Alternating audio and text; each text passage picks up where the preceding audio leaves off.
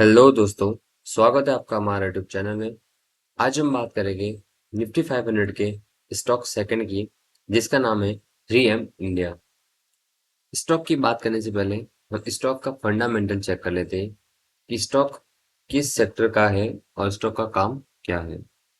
ये मैंने आपके सामने NSE इंडिया की एप्लीकेशन को ओपन कर दिया है। जो मैंने आपको प्रीवियस वीडियो के अंदर बताया था कि NSE इंडिया की जो एप्लीकेशन है, इसके अंदर आप किसी भी रैंडम स्टॉक का सेक्टर सेक्टर चेक कर सकते हो। जिस तरह यहाँ पे निफ्टी MNC लिखा हुआ है, ये इस 3M इंडिया का सेक्टर है। ये 500 के अंदर भी आता है और ये 3MNC ये 500 निफ्टी 500 के अंदर ही आने वाला सेक्टर है।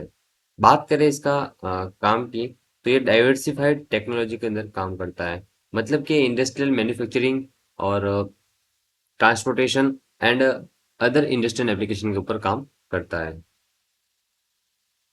अब बात करते हैं इसका टेक्निकल एनालिसिस की।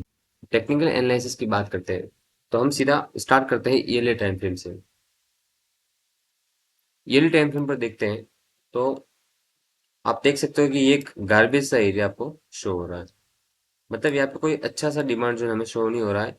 इसके अलावा ये एक डिमांड जोन है जो कि 11,000 के आसपास चल रहा है।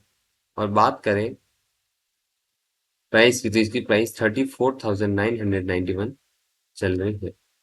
तो यहाँ से यहाँ तक की रिकवरी आना बहुत मुश्किल है, तो इसे एक बार के लिए हम कंसिडर नहीं करेंगे। अब बात करते हैं हम हाफ ईयरली टाइम फ्रेम की।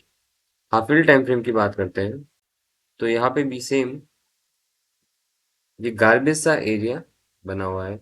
अगर हम बात करें यहाँ पे डिमांड जोन की, तो यहाँ पर कुछ हो सकता है जो एक बार के लिए प्राइस को होल्ड करने की ताकत रखता है। अगर प्राइस यहाँ पे आएगी तो एक बार के लिए ये प्राइस को थोड़ा सा पुल बैक कर सकता है, क्योंकि यहाँ पे ये जो आपको ये कैंडल दिख रही है, इस कैंडल से हमें पता चल रहा है कि ये डिमांड जोन एक स्ट्रॉन्ग डिमांड जोन होने वाला है, जो प्राइस को एक बार के लिए रिवर्सल दे सकता है। तो इसे भी एक बार हम मार्क नहीं करेंगे। अब बात करते हैं क्वार्टरली पर।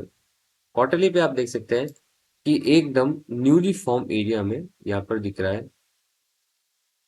न्यूली फॉर्म एकदम फ्रेश एरिया में शो हो रहा है। ये ये एक स्ट्रॉन्ग डिमांड जोन होगा जो प्राइस को रिवर्सल दे सकता है। तो इसे एक बार हम मार्क कर देते हैं। रेक्टेंगल बॉक्स से इसे मैं मार्क कर देता हूँ। सेकंड थिंग, अगर बात करें सप्लाई जोन की, सप्लाई जोन आपको दिख रहा है। बैक टेस्टिंग की बात करें तो आपके सामने ये जो एक ड्रॉप बेस ड्रॉप वाला जो सप्लाई जोन आपको शो हो रहा है, ये सप्लाई जोन प्राइस को प्राइस एंटर होते ही डाउन साइड की तरफ मूव करती है और इस एरिया से प्राइस फिर से एक रैली दे देती है। देन बात करें कि जब प्राइस इस ड्रॉप का जो सप्लाई जोन बना रही थी, तब प्राइस को यहाँ पर होल्ड करने वाला कौन सा एरिया था। तो आप देख सकते हैं कि ये वाला जो एक एरिया है, इस एरिया ने प्राइस को होल्ड किया था, जहां से प्राइस ने एक बार रिवर्सल लिया था। इसे एक बार के लिए हम मार्क करते थे बैक टेस्टिंग के लिए। ये एक एरिया हो गया, ये एक डिमांड जोन एरिया हो गया जो प्राइस को एक बार के लिए रिवर्सल दिया था।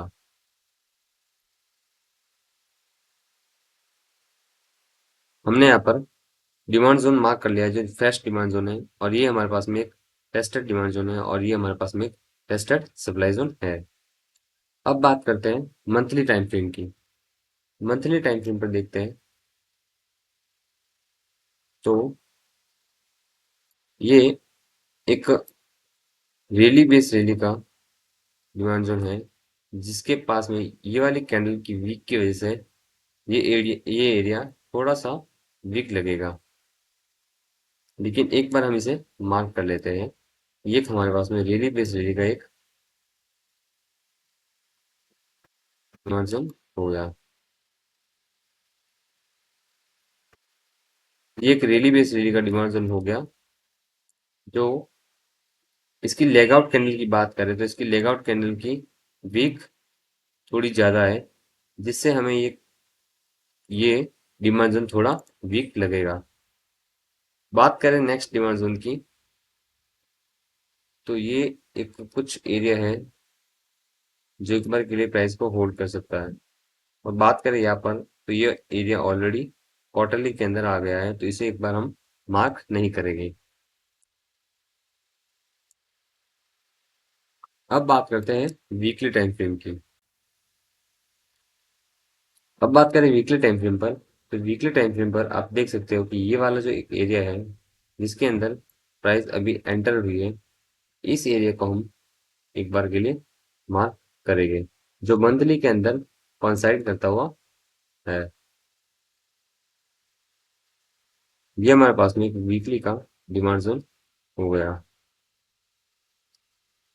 बात करें और वीकली के डिमांड जोन की, तो ये एक वीकली का 3 बेस कैंडल का डिमांड जोन हो गया, जो मंथली और क्वार्टरली के अंदर कोइंसाइड कर रहा है।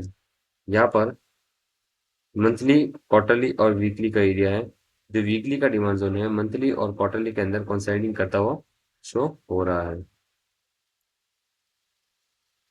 बात करें सप्लाई जोन की, तो supply zone drop, then base base और ड्रॉप के साथ में एक सप्लाई जोन हमें शो हो रहा है, इसे भी हम मार्क कर लेंगे। ये एक वीकली टाइम फ्रेम का सप्लाई जोन है, इसे हम वीक से मार्क करेंगे।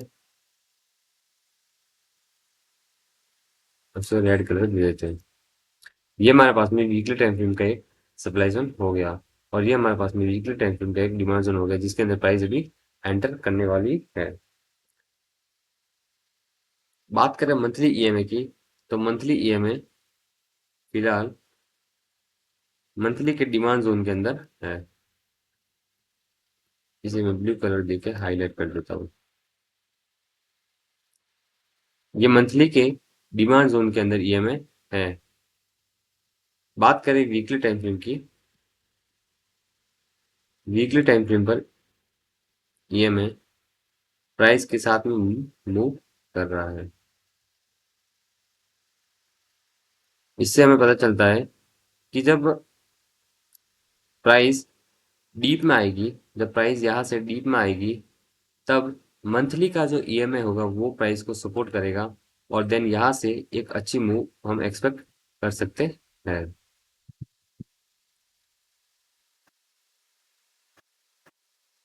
अब बात करते हैं हम डेली टाइम फ्रेम की। डेली टाइम फ्रेम पर आप देख सकते हैं कि हमारे सामने ये एरिया एक शो हो रहा है, जो एक अच्छा एरिया है एक एंट्री के लिए। और बात करें इस लेवल की, तो ये एक अच्छा एरिया है एंट्री के लिए। तो यहाँ पर हम क्या करेंगे, एंट्री को कुछ डीप में रखेंगे और एसएल को मंथली का सपोर्ट देते हुए थोड़ा डीप में रखेंगे, जिससे कि अगर प्राइस हाई सेलिंग प्रेशर से आती है, तो प्राइस थोड़ा डीप आकर हमारे एंट्री जोन से ही चली जाए।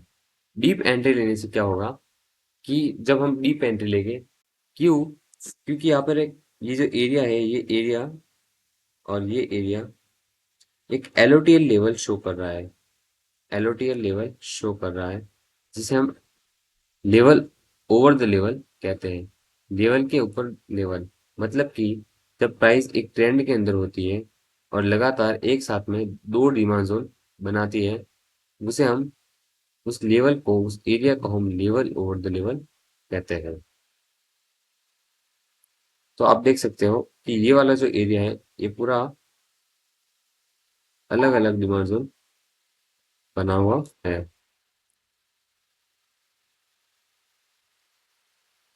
ये दो पर्सनल दो डिमांड जोन बने हुए हैं। हमें एंट्री इन दोनों डिमांड जोन के बीच में रखनी है, जिससे कि क्या होगा, प्राइस के डीप आने पर भी हमें एंट्री मिल जाएगी, और यहाँ से अगर हमें एंट्री मिलती है तो हमें रिवॉर्ड भी अच्छा मिलेगा।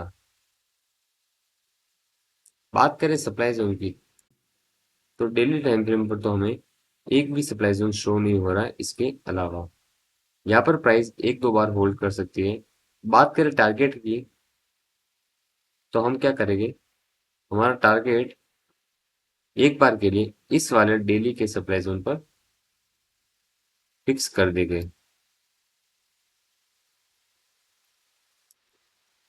जिससे हमें 1:2 का टारगेट मिल जाएगा। तो अभी यहाँ पर हमने ईयरली से लगाकर डेली टाइम फ्रेम का पूरा एनालिसिस कर दिया है और हमें एक एंट्री मिल गई है, जहाँ पर हम प्राइस के डीप में आने पर 32,271 पर एक एंट्री प्लान करेंगे और उसके टारगेट की बात करें तो हमारा टारगेट 37,282 का हमारा टारगेट रहेगा, जहाँ तक हम एक 1:2 का टारगेट लेकर चले गए। अगर आपको वीडियो अच्छा लगा हो तो लाइक, कमेंट और सब्सक्राइब करें और बेल आइकन को क्लिक करना ना भूलें, जिससे हमारे नए नए वीडियो की नोटिफिकेशन आपको मिलते रहेगी।